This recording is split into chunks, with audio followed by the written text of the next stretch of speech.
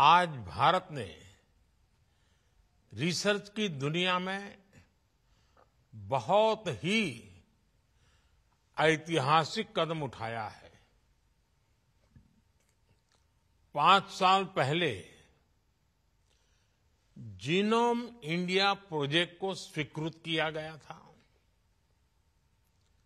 इस बीच कोविड की चुनौतियों के बावजूद हमारे वैज्ञानिकों ने बहुत मेहनत से इस प्रोजेक्ट को पूरा किया है। मुझे खुशी है कि देश के 20 से ज्यादा दिग्गज रिसर्च संस्थानों जैसे आईआईएससी, आईआईटीज, सीएसआईआर एंड बीआरआईसी ने इस रिसर्च में अहम भूमिका निभाई है। इस प्रोजेक्ट का डेटा 10,000 भारतीयों का जीनोम सीक्वेंस अब इंडियन बायोलॉजिकल डेटा सेंटर में उपलब्ध है। मुझे विश्वास है बायोटेक्नोलॉजी रिसर्च के क्षेत्र में ये प्रोजेक्ट एक मील का पत्थर साबित होगा। मैं इस प्रोजेक्ट से जुड़े सभी साथियों को बहुत बहुत शुभकामनाएं देता हूं। साथियों, जीनोम इंडिया प्रोजेक्ट भारत की बायोटेक्नोलॉजी रिवॉल्यूशन का एक महत्वपूर्ण पड़ाव है।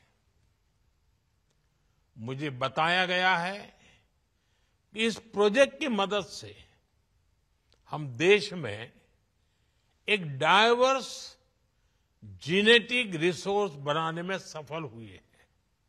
इस प्रोजेक्ट के तहत देश में अलग अलग आबादियों से जुड़े 10,000 लोगों की जीनोम सीक्वेंसिंग की गई है। अब ये डेटा हमारे वैज्ञानिकों को, रिसर्चर्स को उपलब्ध होने जा रहा है।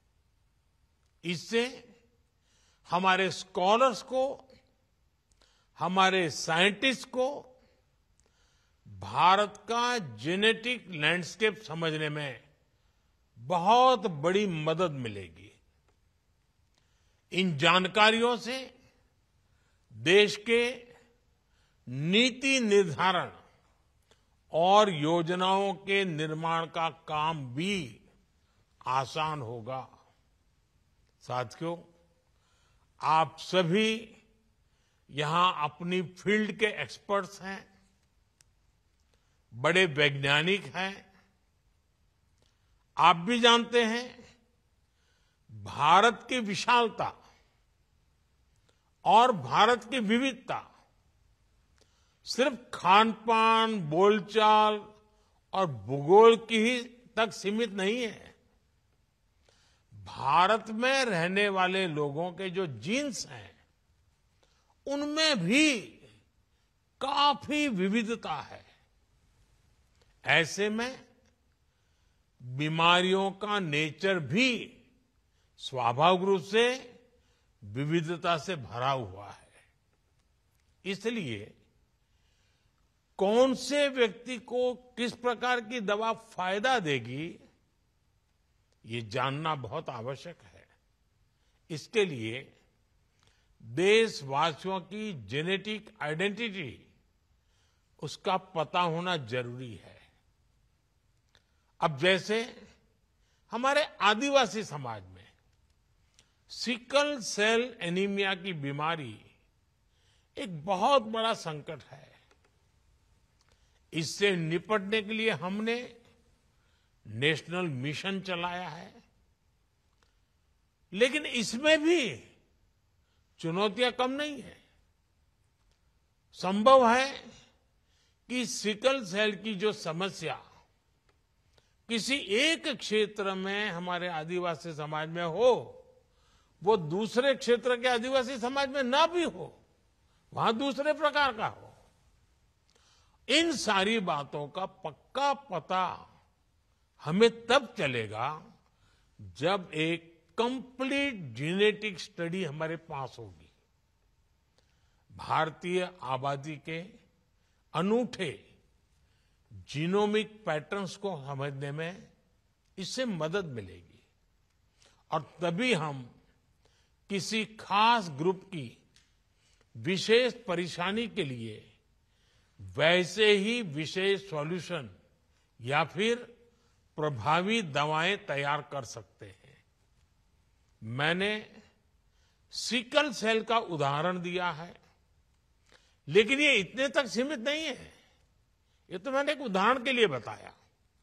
भारत में आनुवंशिक रोगों यानी एक पीढ़ी से दूसरी पीढ़ी को ट्रांसफर होने वाली बीमारियों के बहुत बड़े हिस्से से आज भी हम अनजान हैं। जीनोम इंडिया प्रोजेक्ट भारत में ऐसी सभी बीमारियों के लिए प्रभावी इलाज के विकास में मदद करेगा। साथियों, 21वीं सदी में बायोटेक्नोलॉजी और बायोमास का कॉम्बिनेशन बायो इकोनॉमी के रूप में विकसित भारत की बुनियाद का अहम हिस्सा है। बायो इकोनॉमी का लक्ष्य होता है नेचुरल रिसोर्सेज का सही इस्तेमाल, बायो बेस्ड प्रोडक्ट्स और सर्विसेज का प्रमोशन और इस सेक्टर में रोजगार के नए मौके बनाना। बायो इकोनॉमी सस्टेनेबल डेवलपमेंट को गति देती है, इनोवेशन को अवसर देती है। मुझे खुशी है कि बीते 10 वर्षों में देश की बायो इकोनॉमी तेजी से आगे बढ़ी है। साल 2014 में जो बायो इकोनॉमी $10 बिलियन की थी, वो आज $150 बिलियन से ज्यादा की हो गई है। भारत अपनी बायो इकोनॉमी को नई बुलंदी देने में भी जुटा है। कुछ समय पहले ही भारत ने बायो E3 पॉलिसी की शुरुआत की है। इस पॉलिसी का विजन ये है कि भारत आईटी रिवॉल्यूशन की तरह ग्लोबल बायोटेक लैंडस्केप में भी एक लीडर बनकर उभरे। इसमें आप सभी वैज्ञानिकों की बड़ी भूमिका है और इसके लिए मैं आपको अपनी शुभकामनाएं देता हूं। साथियों, विश्व के एक बड़े फार्मा हब के रूप में भारत ने जो पहचान बनाई है, उसे आज देश नया आयाम दे रहा है। बीते दशक में भारत ने पब्लिक हेल्थ केयर को लेकर अनेक क्रांतिकारी कदम उठाए हैं। करोड़ों भारतवासियों को मुफ्त इलाज की सुविधा हो, जन औषधि केंद्रों में 80% डिस्काउंट में दवाएं उपलब्ध कराना हो, आधुनिक मेडिकल इंफ्रास्ट्रक्चर का निर्माण हो, ये पिछले 10 साल की बहुत बड़ी उपलब्धियां हैं। कोरोना काल में भारत ने ये सिद्ध किया है कि हमारा फार्मा इकोसिस्टम कितना सामर्थ्यवान है। दवाओं की मैन्युफैक्चरिंग के लिए भारत में ही मजबूत सप्लाई और वैल्यू चेन बने, ये हमारा प्रयास है। जीनोम इंडिया प्रोजेक्ट अब इस दिशा में भारत के प्रयासों को नई गति देगा, नई ऊर्जा से भरेगा। साथियों, आज दुनिया ग्लोबल प्रॉब्लम्स के सॉल्यूशंस के लिए भारत की तरफ देख रही है। हमारे आने वाली पीढ़ी के लिए एक रिस्पॉन्सिबिलिटी भी है, एक अपॉर्चुनिटी भी है। इसलिए आज भारत में एक बहुत बड़े रिसर्च इकोसिस्टम का निर्माण किया जा रहा है। बीते 10 सालों में रिसर्च और इनोवेशन के लिए पढ़ाई के हर स्तर पर बहुत जोर दिया गया है। आज 10,000 से ज्यादा अटल टिंकरिंग लैब में हमारे स्टूडेंट्स हर रोज नए नए एक्सपेरिमेंट कर रहे हैं। नौजवानों के इनोवेटिव आइडियाज को आगे बढ़ाने के लिए पूरे देश में सैकड़ों अटल इंक्यूबेशन सेंटर बने हैं।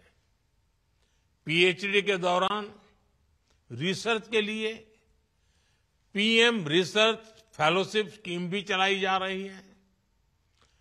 मल्टी डिसिप्लिनरी और इंटरनेशनल रिसर्च को बढ़ावा मिले, इसके लिए नेशनल रिसर्च फंड बनाया गया है। अनुसंधान नेशनल रिसर्च फाउंडेशन में है, उससे देश में साइंस, इंजीनियरिंग, एनवायरनमेंट, हेल्थ ऐसे हर सेक्टर में और नई प्रगति होने वाली है। सनराइज टेक्नोलॉजीज में रिसर्च और इन्वेस्टमेंट बढ़ाने के लिए सरकार ने 1 लाख करोड़ रुपए का कॉर्पस क्रिएट करने का भी निर्णय लिया है। इससे बायोटेक्नोलॉजी सेक्टर का भी विकास होगा और यंग साइंटिस्ट को बहुत मदद मिलेगी। साथियों, हाल ही में सरकार ने वन नेशन वन सब्सक्रिप्शन का एक और अहम फैसला लिया है। दुनिया के प्रतिष्ठित जर्नल्स तक भारत के स्टूडेंट्स की, रिसर्चर्स की पहुंच आसान हो, उन्हें खर्च न करना पड़े, हमारी सरकार ये सुनिश्चित करेगी। ये सारे प्रयास भारत को 21वीं सदी की दुनिया का नॉलेज हब, इनोवेशन हब बनाने में बहुत मदद करेंगे। साथियों, जिस तरह हमारे प्रो पीपल गवर्नेंस ने, हमारे डिजिटल पब्लिक इंफ्रास्ट्रक्चर ने दुनिया को एक नया मॉडल दिया है, मुझे विश्वास है उसी तरह जीनोम इंडिया प्रोजेक्ट भी जेनेटिक रिसर्च के क्षेत्र में भारत की छवि को और सशक्त करेगा। एक बार फिर आप सभी को जीनोम इंडिया की सफलता के लिए मेरी ढेर सारी शुभकामनाएं। धन्यवाद। नमस्कार।